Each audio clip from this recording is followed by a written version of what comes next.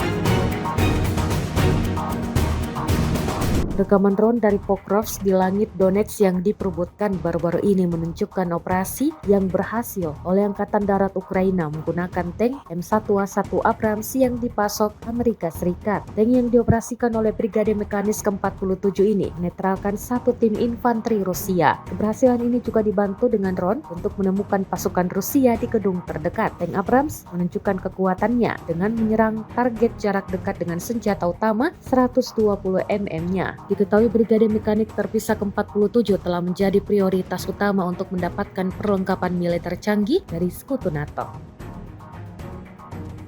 Awak helikopter Ka-52M menyerang anggota dan peralatan militer lapis baja unit Angkatan Bersenjata Ukraina di wilayah perbatasan wilayah Kursk. Rekamannya diunggah di akun Telegram @MOD Rusia pada Jumat 6 September 2024. Dapat dilihat dalam rekaman, Angkatan Udara Rusia bekerja keras dalam menjalankan misinya. Lemparan rudal diklaim tepat mengenai sasaran. Menurut laporan pilot pesawat, personel dan peralatan militer lapis baja Angkatan Bersenjata Ukraina hancur total. Hingga video ini beredar, beragam respon diberikan warganet.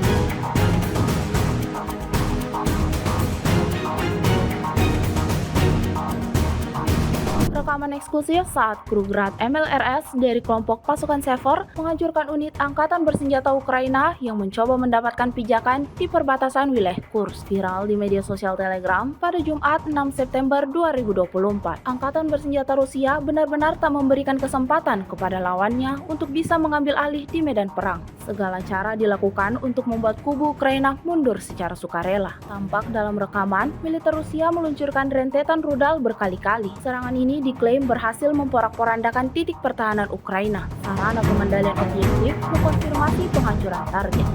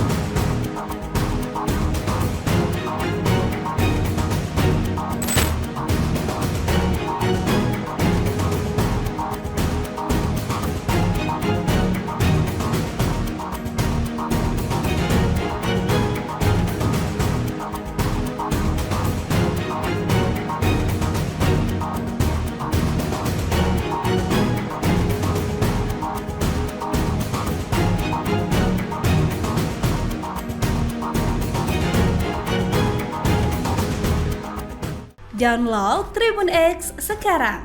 Menghadirkan lokal menjadi Indonesia.